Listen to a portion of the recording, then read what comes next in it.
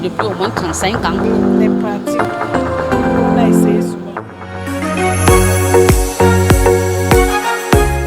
We all are aware of the crisis of conflict in Cameroon, that a lot of lives have been lost and a lot of displacements have been happening, and a lot of crises. People are going through a lot of humanitarian challenges. And we believe that with this mediation capacity development and conflict management training for women, they'll be able to unify and have one common agenda that will be able to push their confidence and then their skills and capability and capacity to lead and contribute to the mediation process and bringing back ultimate peace in the Cameroon country.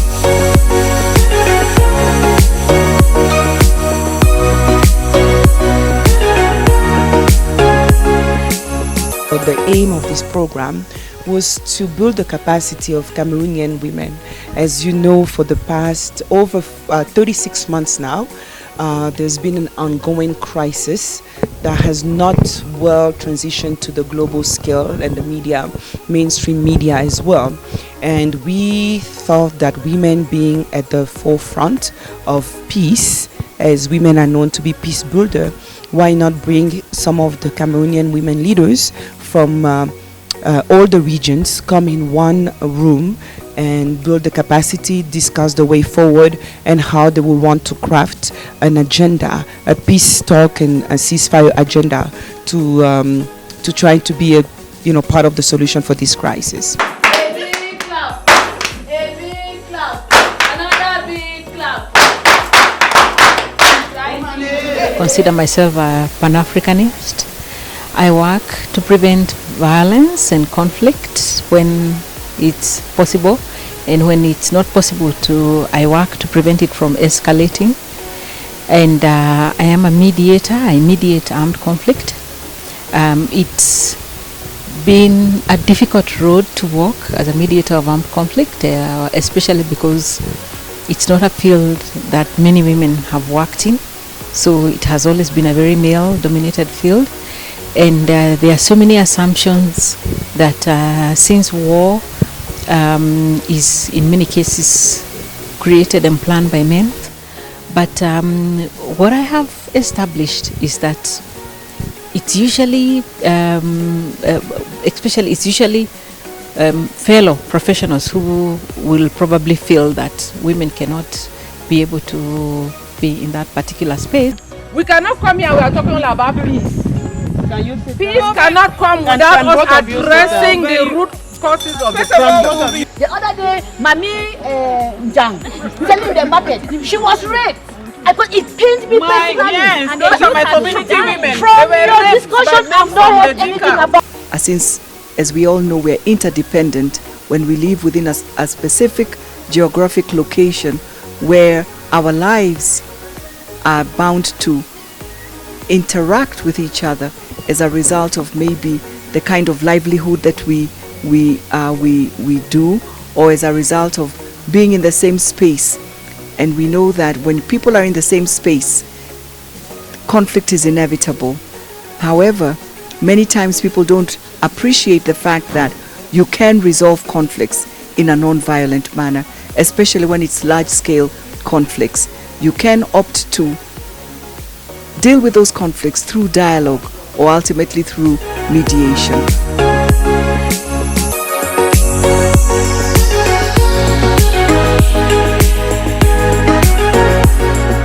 I think women should identify their connectors, things that bring them together, and then amplify their voices on the same, and not try to, as much as possible, to shun the things that divide them. That is what brings women down. And it's also important for women to have structures that ensure that all women are reached.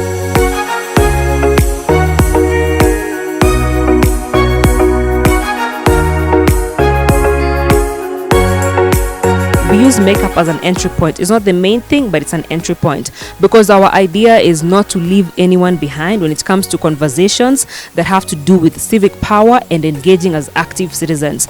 So the moment we introduced makeup as an entry point to our sessions, we realized we were targeting even girls who would otherwise not come to the session, and girls felt safer to come the way they are. They didn't feel like, oh, they need to look a certain way, or they didn't feel like, oh, I'm not in civil society, so that's not my space for me to go and engage. They felt like, you know what, oh, I just want to look good, so I'll go to that session, at the end of the day. So we found that we are actually having everybody come to the session, and then now we use what they're interested in to discuss with them.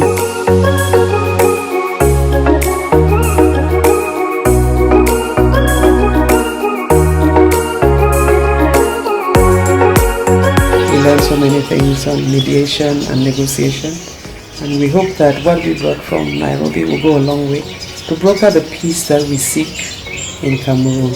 I just want to thank the facilitators and wish them well, and look forward to more meetings like that and trainings, and we are back home safely trying to implement what we learned.